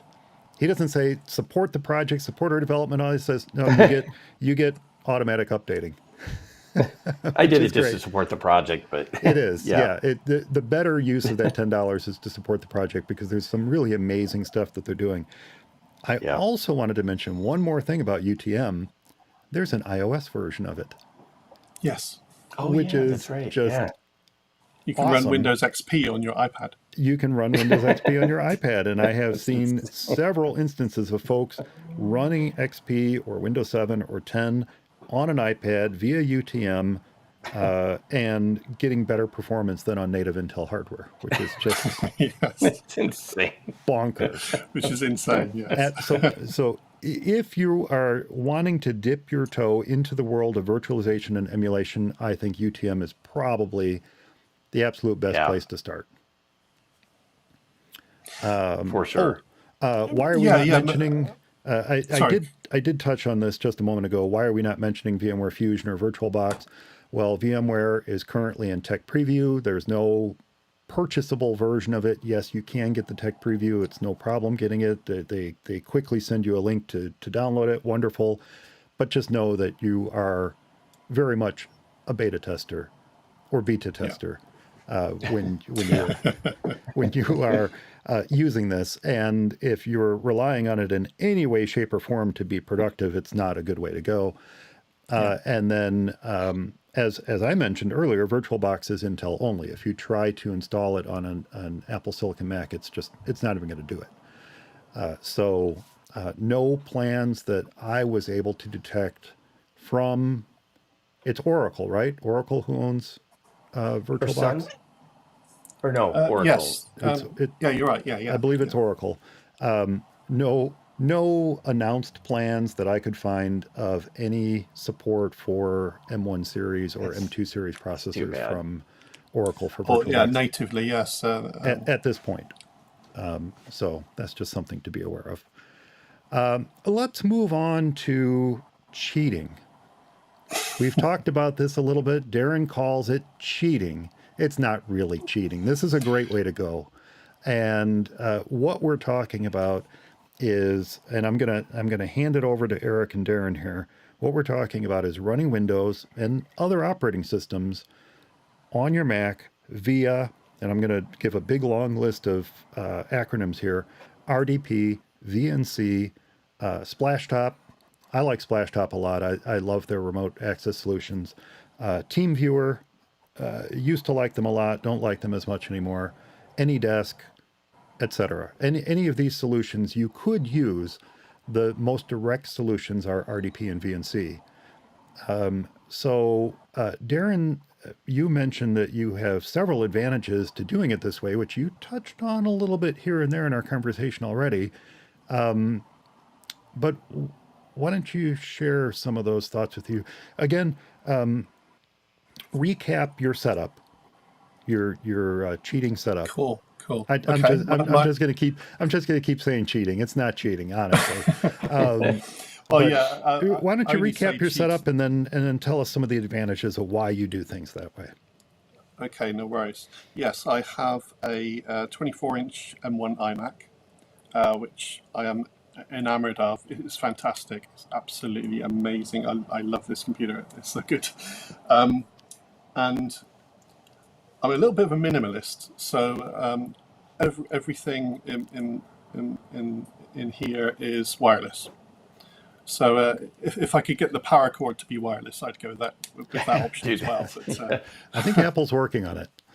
I can't wait for that. yeah, that'd be fantastic. So I've only got one cable, and then over the other side of the room, I have my router supplied by my ISP, which is quite a good one actually.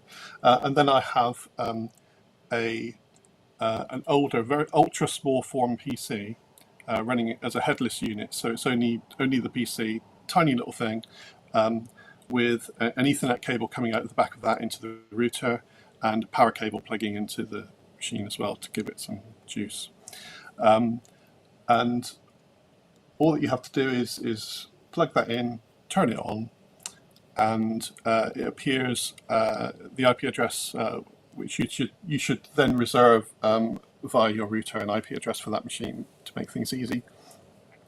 And then you just download Microsoft's excellent version of Remote Desktop, which is in the App Store, and connect to that machine, and you're good to go, pretty much. And because Microsoft Virtual Desktop is so good on the Mac, it takes advantage of all the services that are available to the Mac as well. So you've got full clipboard support for media types back and forth between them. So it looks, when you're using your iMac, it looks like you've got a multi-desktop, multi-OS machine set up, and you're able to interchange between any software on any system you'd like to use. So for instance, if I wanted to use an Android emulator, I could add the Android emulator to Windows 11 and then access that Android emulator through my Mac to Windows 11 to do Android emulation without having to bog down or do any fancy setups on my Mac. So it's very easy to use as a virtualization system. And as we touched on earlier, that's a Type 2 virtualizer. Virtual boxes, VirtualBox or do you is, mean yeah. or do you mean the Android emulation? VirtualBox is a Type 2 virtualizer, Right. and an Android emulator running on Windows 11 would be a pure emulator. So they're two separate things. So I'm not running, say for instance, I'm not running an Android emulator through VirtualBox. I'd be running that directly on Windows 11, but they could both run at the same time. So the VirtualBox emulator could be hosting several Linux instances, for instance, and then by the side of that, I can be running an Android emulator next to the virtualizer. So effectively, I'm running a virtualizer and an emulator at the same time. So that's what do they call it? BlueStacks? Is that what the Android Yeah, emulator is? that's it. Yeah. It runs quite well. It does. Yeah, and they had a Mac version of It's it good too for for a while. development. So it's very good for development. So for instance, say if you're I don't do any native development on either iOS or Android as such, but it's very handy. For instance, if you're doing some web app development and you want to see how that web app renders on both iOS as a platform and Android as a platform and Linux as a platform, etc., and you could have all of them displayed on your Mac at one time and be able to run those stacks at the same time and see how they compare to each other. Oh, actually, that's an excellent point. I had BlueStacks running at one point on my Mac, and I don't remember why I stopped using it, but it worked incredibly well. Yeah, and of course, doing it that way with a Type 2 virtualizer that's hosted somewhere else, it doesn't matter what the underlying architecture of your Mac is. So we could move to one day we can move to an ultra enhanced Apple Silicon, and everything else would just carry on working, and there would be no change whatsoever. So all that would be required is a new version of Microsoft Virtual Desktop, which is will just be updated in the App Store. So the mini PC you're running, Yeah. some folks call them NUCs, the next unit of computing. That's Yep. Intel's name for them. That type of machine, yeah. That type of machine. It's a Mac Mini in size. Smaller, yeah, exactly. Very often, Intel Core i5s or Intel Core i7s. I don't know if I've ever seen a Core i9 in them. But you can get them there. You don't often get those, but it's quite a modest setup. Yeah. But it's extremely performant. Stick of an course, SSD and it's memory running in it. And, yeah. Yeah, exactly. And because memory and its storage is independent, then there's no hit on your Mac at all. So effectively, you also end up having a bit of distributed computing. So you never have to wait for anything. So you could remote onto your PC or a Linux box remotely and tell it to do something, and then you don't have to wait for that to complete or have it take up any resources of your Mac because it's not running on your Mac. And then you just switch back to your Mac to do something else, and then by the time you've done something else on the Mac, the first thing you ask the PC to do is finished. So you never actually have to wait for anything, and you end up with a very cheap solution to do distributed computing. So the RDP works really well. I was going to say I used to use that when I used to work from home. I used to connect to a headless PC at work using the remote desktop, and it worked awesome. I mean, it was like I was there. So it's a terrific thing. Yeah. So exactly right. Yeah, that's exactly what I do. So I've got it running actually at the moment, and of course it's not taking up any resources on my Mac because it's just showing me the results of what's happening remotely. That's nice. That's really nice. So you have Windows 11 running on the mini PC. You've got BlueStacks for Android emulation, and you've got VirtualBox. And what are you virtualizing in VirtualBox? You mentioned a Pop OS, which is great. Yeah, I like Pop OS a lot. I did have a bit of a project that I started about a year and a half ago because it took a very long time. I wanted to find the nirvana, the perfect Linux. Good luck. I know it was a tall order, and effectively it took me a year. So I whittled down all the available Linuxes. I think at the time, or Linux I, I think it was hundreds. I think started off with a list of about 300 or 400 distros, whittled that down slowly to a few hundred, then slowly down to 50 odd, and those are I tried 57 different varieties of Linux. Roughly once a week, which is why it took me a year or so to complete the task. So I was trying to whittle them down.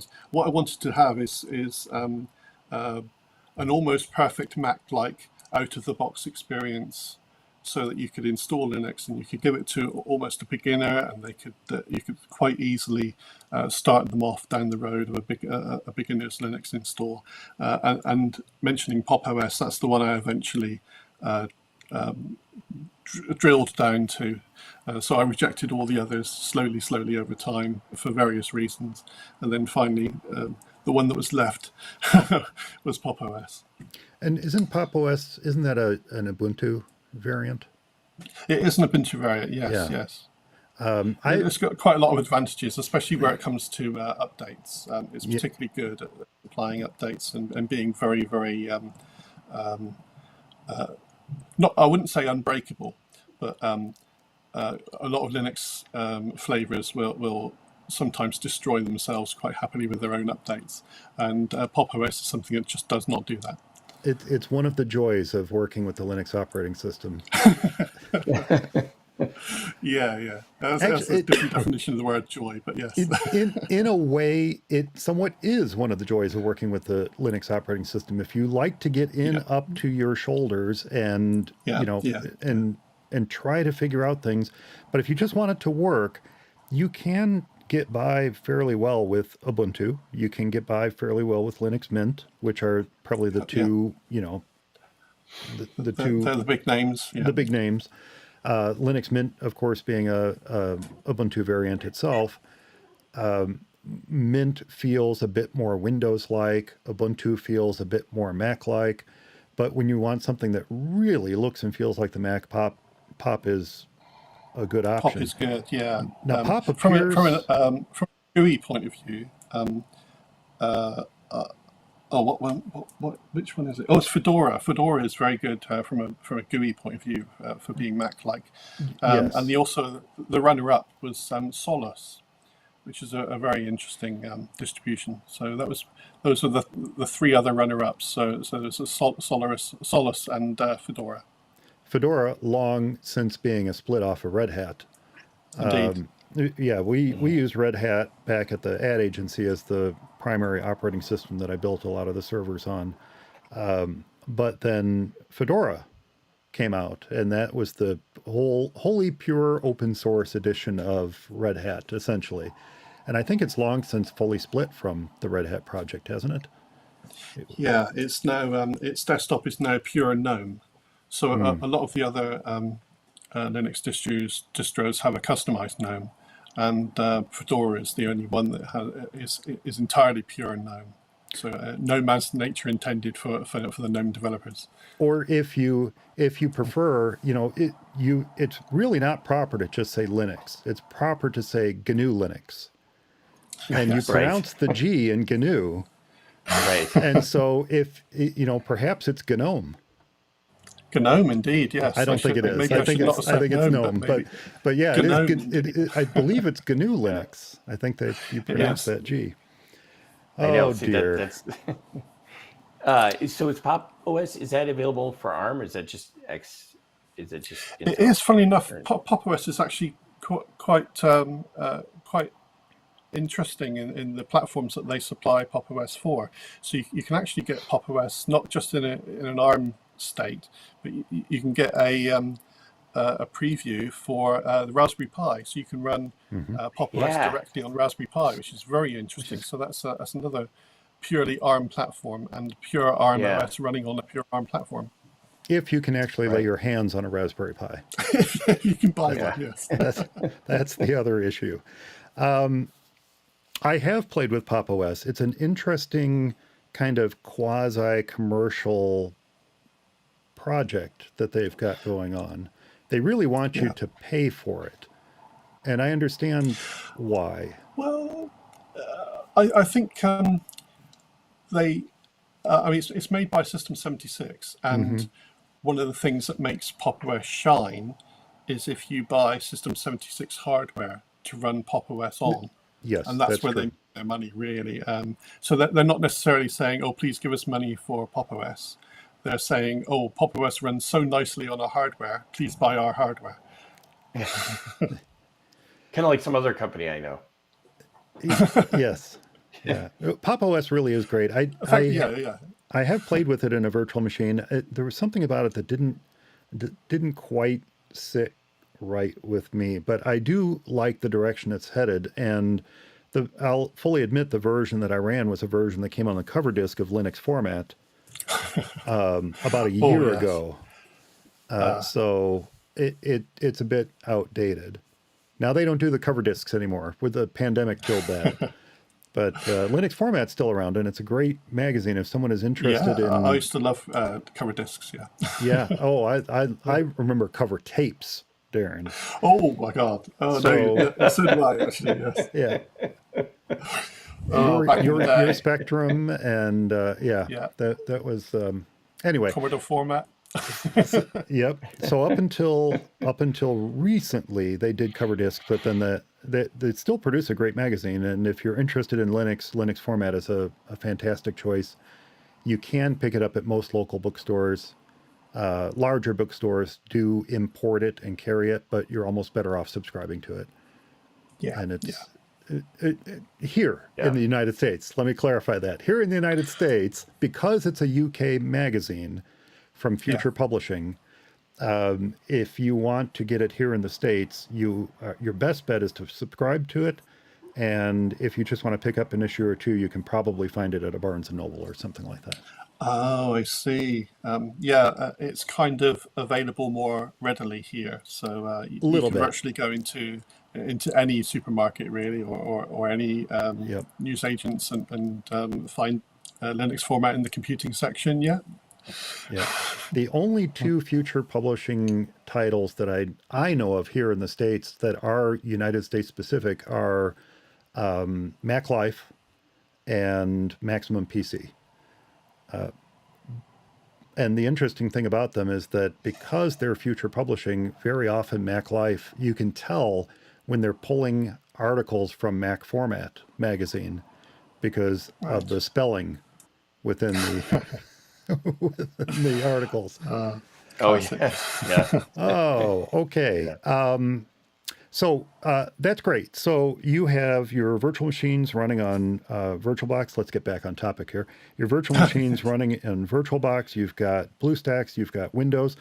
Now, do you set up a dedicated IP address for each of those instances? Do you have a dedicated IP for Pop! OS and a dedicated IP for the other so you can RDP or VNC directly into that operating system? Yeah. I did set that up originally. I don't use it so much in that way very often at the moment, but yeah, I did actually do exactly as you said. Yeah, assign a direct IP to the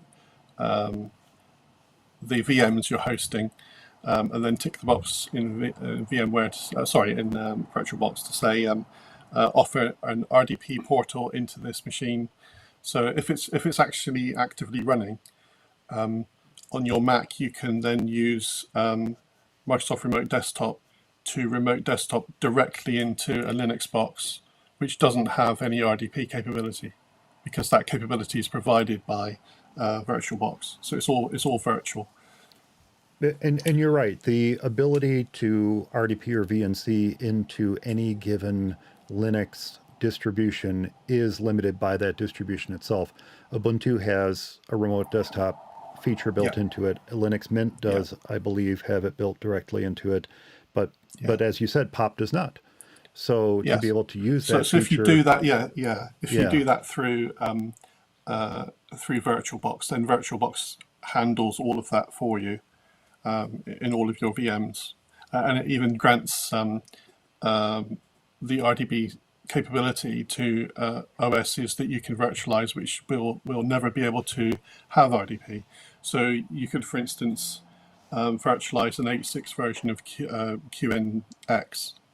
If you mhm, remember QNX. I do. You do? Oh, fantastic. I thought that would be maybe a little bit obscure, actually. But so you could virtualize QNX on VirtualBox and tick the box to say allow RDP through to QNX. Wow. So QNX would never be able to get an RDP capability.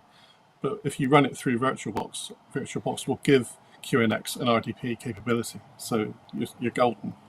That's awesome. I did not know about that feature in VirtualBox, and that's incredibly valuable for, especially for stuff like what you're doing.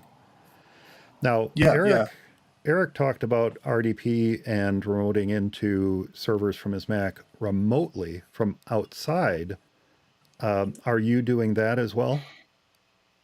No, I'm not, but I'd be actually very interested to hear how Eric sets that up, because there's a couple of different routes you can go down to make that work, and I'm just wondering which methods that Eric uses to do that.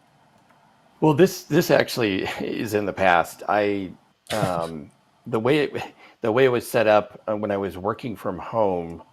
This is a number of years ago, and initially they had me take a PC home and everything and whatever. But then it ended up it was easier and better to remote into a machine that was at work and actually I think as it turned out it was at my desk at work under there was a couple other machines there as well, so they were headless and I would just remote into them. I would actually have a I would see what did I do. Yeah, I just used my Mac, and I would just utilize I think remote desktop from that and just connect into it that way. And I would literally just work off that machine. How did you enable the your other machine at work to be able to open to be RDP'd to? Which routes did you go down to open that up? That I don't remember, and I think they took care of that. I Oh, I think see. the Yeah, so IT staff, or not the IT, but the network guys did that. RDP Um, didn't used to enable encryption by default. It used to be completely open, right, and and it that was probably was always a open problem. during. And so the only way Yeah. you could really do it securely is through a VPN.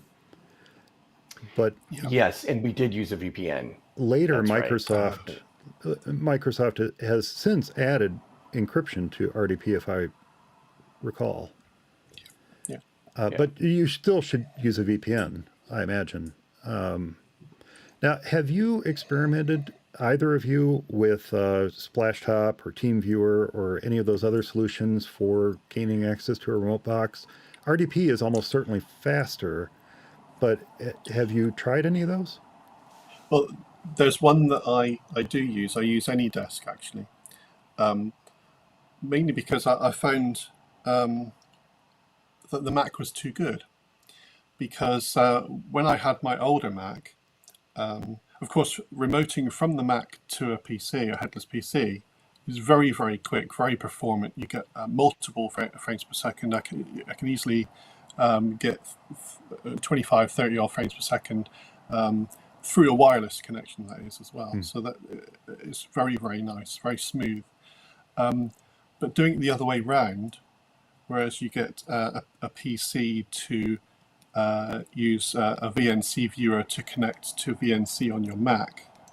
That was fine back in the day when I had an older Mac with a low resolution, but I'm not sure if it's a limitation of the VNC viewer software on Windows, or if it's something else.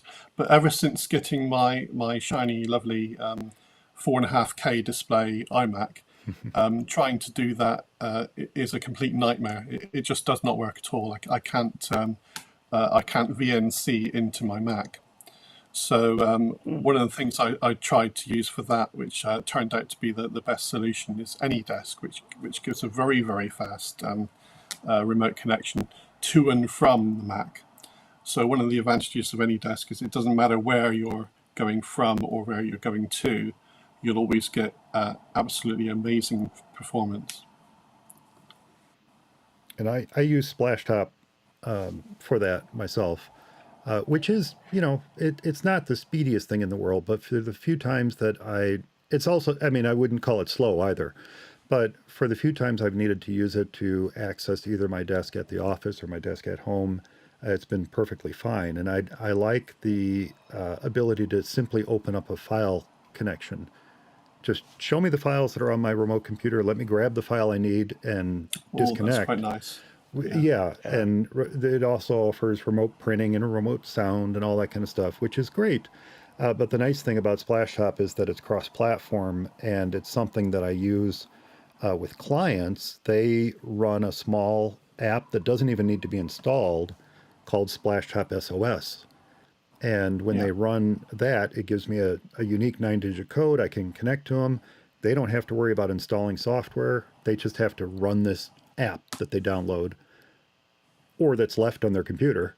And I can get to them anytime, which is great. So I ended up liking Splashtop a lot. TeamViewer required an installation, and it also required much higher renewal fees in later years than I was able to afford myself. I think Splashtop, which giving me the ability to connect to all my clients via SOS, runs me around $220 a year for the license, which is not cheap, but when you consider the remote work I can do to help people and then get paid for that help, it more Yes. than Yeah. pays for Pays itself. for itself. Yeah. Yeah.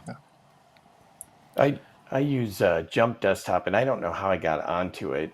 And it's something I don't even think I paid for it on a yearly thing. I think I just paid for it once, and I don't. Again, I'm not sure how I got into it, but it works really well, and it's really pretty fast. They have this. They have VNC, but then they also have something that their own proprietary thing. It's called Fluid, I think, but which connects, connect Mac to Mac or Mac to Windows or Windows to Mac or iPad to Mac or whatever. They have software on all of them. I'm sure that it's the same as what you guys are talking about. But it does a really good job, and it works quick, and it's connecting through Fluid. It's almost like you're using that machine. You get all the sound, and just kind of like you were mentioning before. So, and I've just been using that for my own personal use, and it seems like it works really well. I remember you tried to get me to use that. I checked, like you, Yeah. Darren, with Linux distributions. I must have gone through every single possible remote desktop solution available, Yeah. including setting up a VPN with RDP and VNC and all that.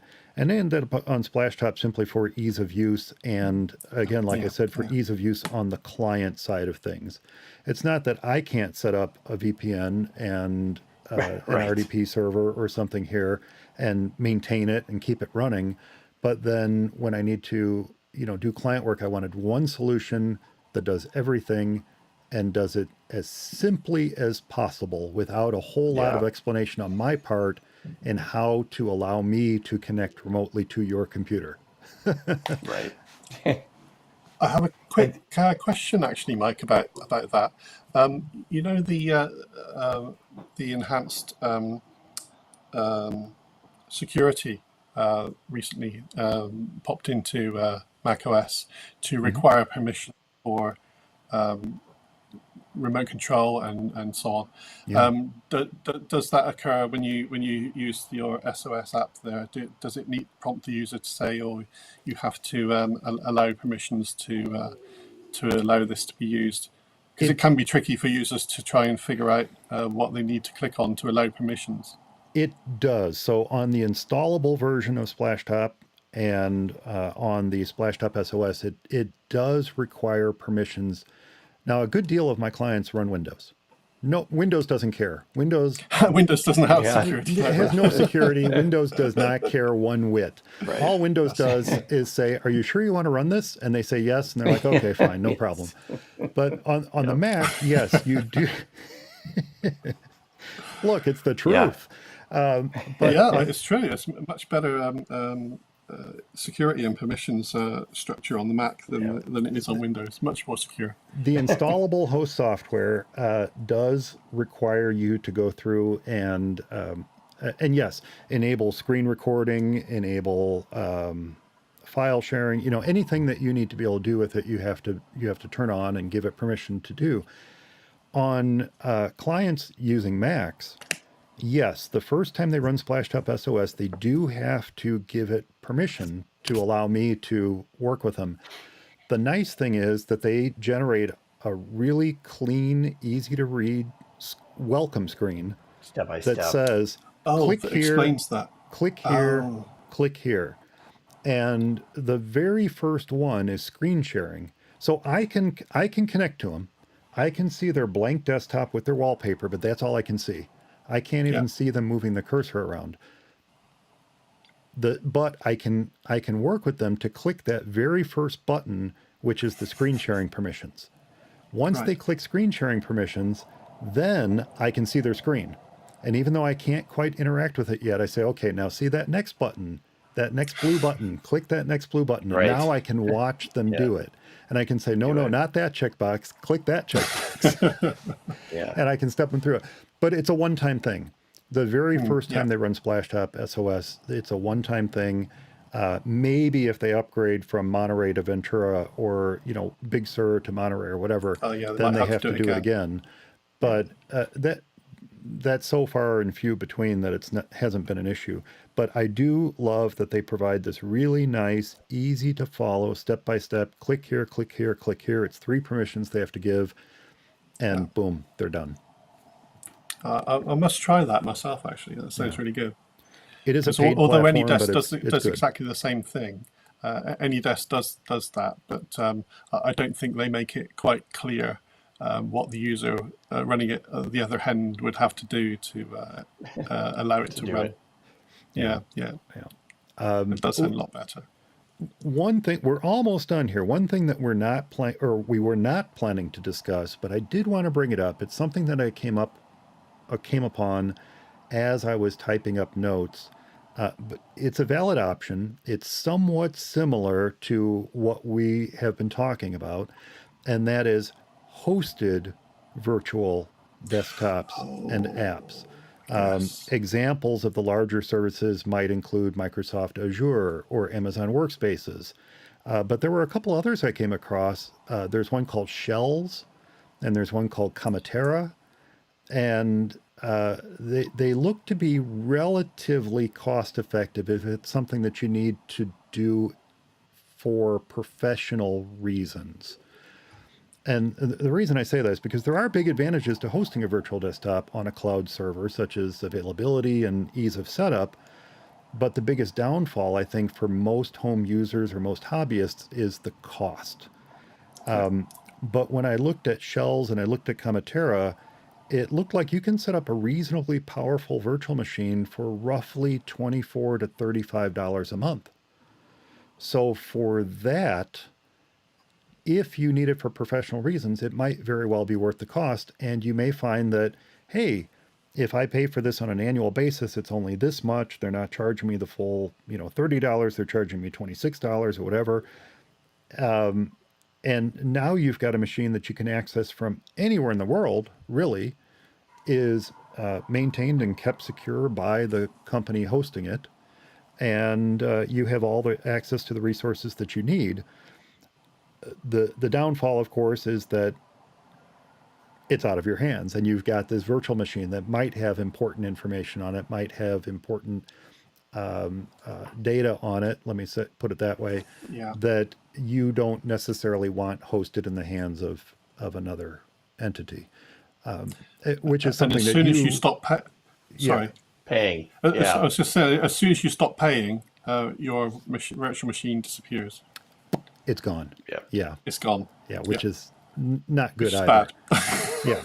Yeah. And if you forget a payment and it's gone, that's sad. Yeah. Anyway, so that's something I just wanted to mention real quick. And then the third thing kind of brings this full circle to the conversation that we had with Nick the other week, Eric, and that is extending the life of an old Mac with a combination of virtualization and or using it as a remote desktop terminal. Not a whole lot to say in that regard other than what we've already mentioned. But if you think about it, let's say you have an Intel Mac, 2017, 2018, even 2012, quite honestly, that can and will run everything that it could run well when you stopped using it. So whatever version of VirtualBox or VMware Fusion or Parallels worked on it at that time and worked well, Still work. will Yep. still work now. And especially things like RDP, which require very, very, very little power. If you just need a machine that you can set there and turn to, maybe you don't have multiple screens, but you've got an old Mac, and you can say, well, that can be my RDP terminal, and that's the one that you connect up to your Windows Mini PC sitting on the desk across the room. That would be a very good and functional use of it. So that's just something I wanted to mention. I don't know if either of you had any thoughts on along those that's a lines, good idea. but certainly anything that those machines could do at that time, they can still do and still do well. Yeah. I know of a couple of examples of an Intel-based Mac, say a 2017 or 2012, as you said, 2012 Mac, 27-inch iMac, stunningly good display. It would be a shame for that machine to, disappear. Well, for you not to use it anymore. So you, as you say, you can make use of that display and use it as an RDP station to run multiple machines. So remotely running another Mac or another PC or a selection of PCs or some virtualization machines on that stunning display. And one of the advantages of Mac OS itself is just how good multi-display virtual desktops are. So, i.e., running virtual machines on several virtual desktops. I think macOS is the best example of a GUI that actually exists. So I make extensive use of mission control and spaces and gestures on Magic Mouse to move between spaces very fluidly. So that would give a very nice setup based on an older Mac, say it's a 27-inch older iMac would be ideal for that. Yeah, absolutely. In fact, my 2012 iMac at the office, and that is what I'm running at the office, is a 2012 iMac. My 2012 at the iMac at the office is currently running Monterey, but that's something that we're going to save for a future version of Bringing Life to Old Macs. Little teaser there. Thanks. Okay, so one more thing I wanted to cover, and then I think we'll wrap things up unless you guys had anything else you wanted to add. This might even be a little conversation in and of itself, but I wanted to mention a couple alternative options for both x86 and Apple Silicon Macs. Just real quick here, I wanted to run down, if you're interested in running individual Windows apps or games, an excellent solution is the commercial edition of the open source project called Wine, and that is called Crossover. Yes. Yeah, Crossover is fantastic. I maintain my license. I renew it every year. It is a great way to run many Windows apps, not all. It won't run everything, but it will run many, many games. They're continuing to improve it. It is available for both Linux host operating systems and Mac operating systems, and it does a fantastic job of running Windows apps and games on your Mac. And the nice thing about it is that there's a catalog of what works and how well it works. So if you're interested in exploring Crossover, check out that catalog first and see if the apps and games that you want to use will work on it. One of the things that they've recently introduced to Crossover is the Vulkan library, which is not too dissimilar from DirectX or OpenGL in that it allows, it's something you'll find on the Linux operating systems, allow better gaming and specifically better, well, I guess it would be emulation, better emulation for Windows games. Even though Wine stands for Wine is not an emulator. It's not emulator. It is. Right. It's essentially emulation. That's a whole nother episode. We'll talk about that some other time. That's going down the rabbit hole. That's going down the rabbit hole. Yeah. But anyway, Wine is not an emulator. All right, great. I'll agree with you, Wine Project. But anyway, the Vulkan libraries being brought over allow companies like Steam to release more Windows games for the Mac and Linux platforms by way of these additional libraries that are part of this project. So by purchasing Crossover, you are not only helping to support Crossover itself as a project, but you're helping to support further development in Wine and other open source projects that help bring more apps and games to our Macs. Yeah.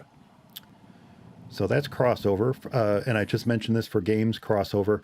But there's also a project called Porting Kit. And that is an open source project to help port Windows games to Wine. There is another app called OpenEMU. And then there's one called DOSBox. DOSBox is great for running old DOS applications and games on your Mac. And there is a Mac, kind of like UTM as a wrapper for QEMU.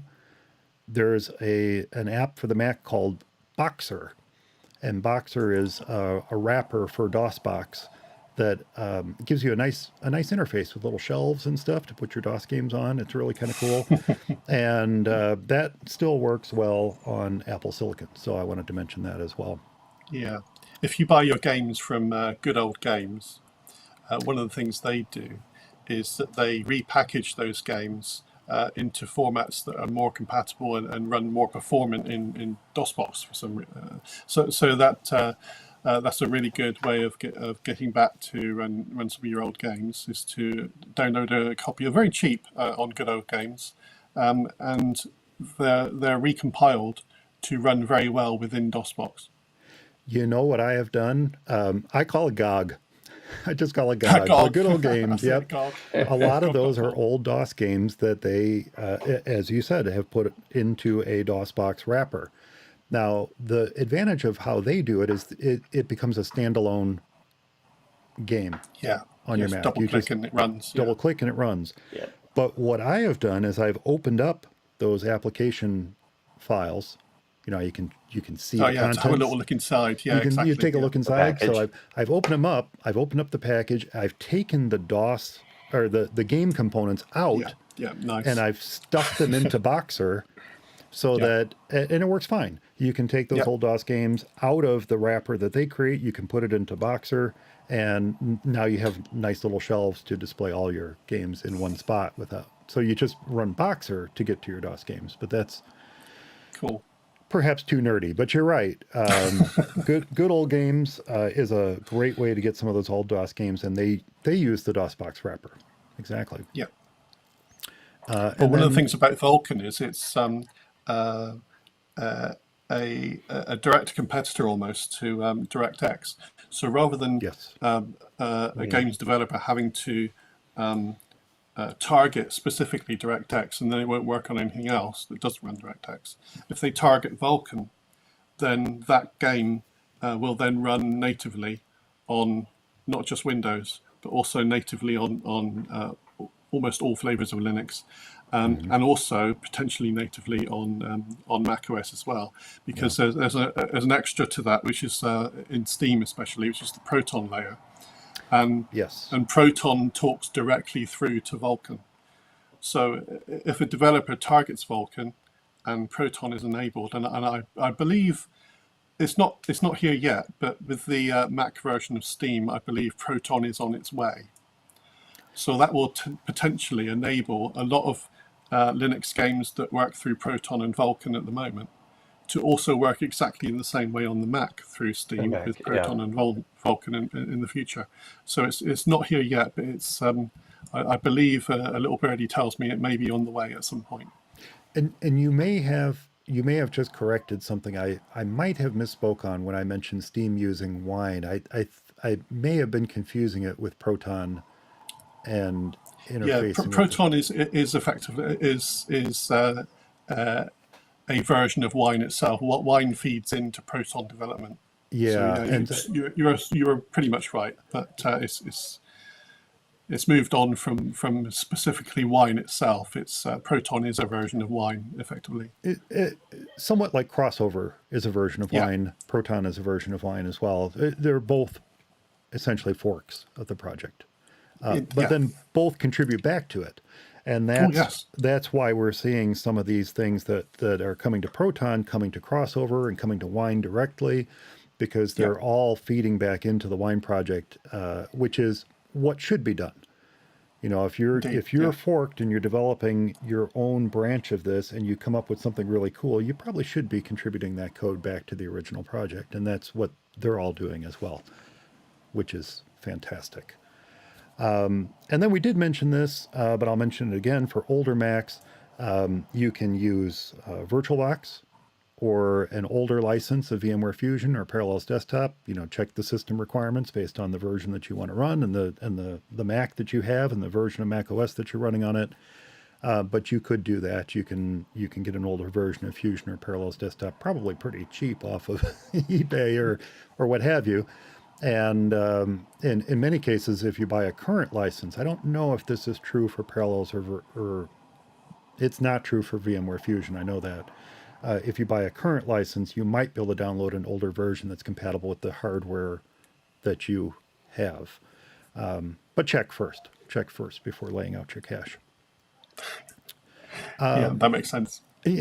Anything else you would like to mention in this topic? Oh no, there's probably so much I'll think about later on. But, That'll be our part 2 episode. Perhaps. Yeah. Eric, anything? No, not that I can think of. I think you got everything covered, actually. Even more than I knew, which isn't, I don't know much, but That's the entire reason I have both of you and others on for Mac Guys Only, is so that I learn stuff. yeah, well, I definitely learned stuff. Oh, well then, I think that's going to do it for this episode for Mac Guys Only. I hope everyone enjoyed it. Remember, I do love to get your letters, so if you have any comments about the show, a tip to share, or a software or hardware problem with your Mac, you can start your own 14-year cycle of reaching out to For Mac Guys Only by writing me, Mike, at formaccguysonly.com. And if you would like to share your feedback with anyone on Team For Mac Guys Only, our email and social network addresses can be found on the Meet Team For Mac Guys Only page at formaccguysonly.com. Thanks so much for listening, everyone. And thanks to Eric and Darren for joining me. Darren, what is a good way for people to get a hold of you if they would like to talk about virtualization, emulation, or anything else in your wheelhouse? Oh, right. I hadn't thought of this, but I've not thought this through. But I think probably Twitter might be best. So my Twitter handle is darren.com. Darren.com. Indeed. Spelled out. D-O-T. Spelled out. D-O-T, okay. Indeed, yeah. and I will say it's D-A-R-R-E-N. That's right. D-O-T-C-O-M. Darren.com. That's a great way for folks to reach you. And Eric, of course, the best way for folks to reach you? The usual, Eric at formaccguysonly.com. Excellent. Well, thanks to Eric and Darren for joining me this episode. Stay subscribed, and we'll talk to you all next time.